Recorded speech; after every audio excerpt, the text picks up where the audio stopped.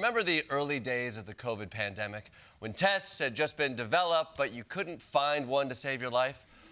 Well, now we know where they went. There is reporting that former President Trump, the then sitting president at the time, had, quote, secretly sent Putin a bunch of Abbott point-of-care COVID test machines for his personal use as the virus spread rapidly through Russia. Here's how the phone call goes between Trump and Putin.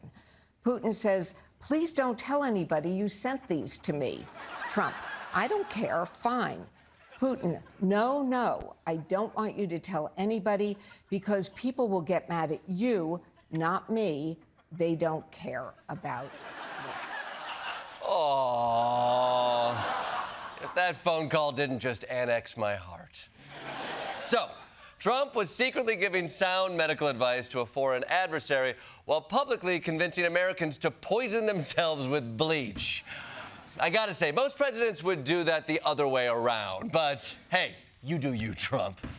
Let's get to our top story tonight. The country is still dealing with the aftermath of Hurricane Helene, but now it looks like there's a sequel on the way that may pull a joker, aka cost a lot more and suck even harder.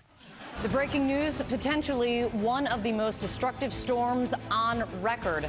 That's the new warning from the National Hurricane Center about Hurricane Milton headed for Florida's west coast. It's a Category 5, which is something that I've never heard a Category 5 actually coming onto land, but it looks like it's going to. Wow! Donald, you never heard of a Category 5 hurricane hitting land? It's weird, because I remember one happening while you were president. What did you say after that happened? I'm not sure that I've ever even heard of a Category 5.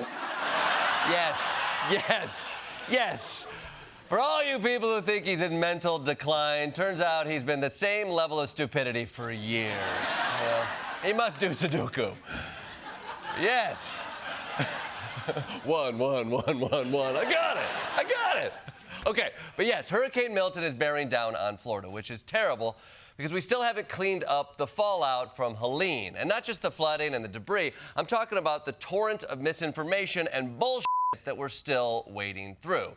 Because if you've been getting your news from Eternal Hurricane on the Spotless Mind over here, you might think that the victims of Hurricane Helene have been completely abandoned by the government. The White House is doing nothing. They've abandoned us. And you know, it's largely a Republican area. They haven't seen anybody from the federal government yet. The federal government isn't there. Horrifying if true.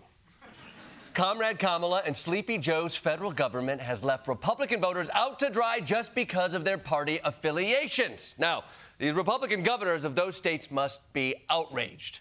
Virginia Governor Glenn Youngkin, tell the world what horrors you've seen. I'm incredibly appreciative of the rapid response and the cooperation from the federal team at FEMA. Oh, okay. You're probably some deep state Democratic ploy.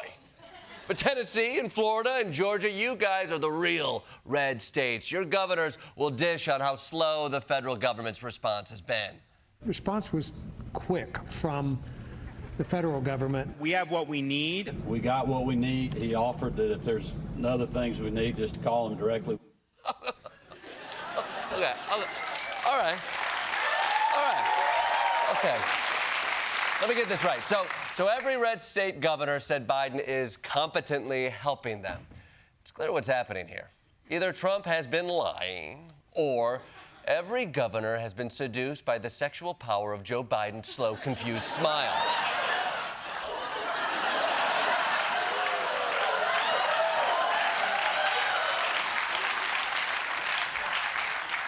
That's a smile that says, I don't know where I am, but I know where I want to be.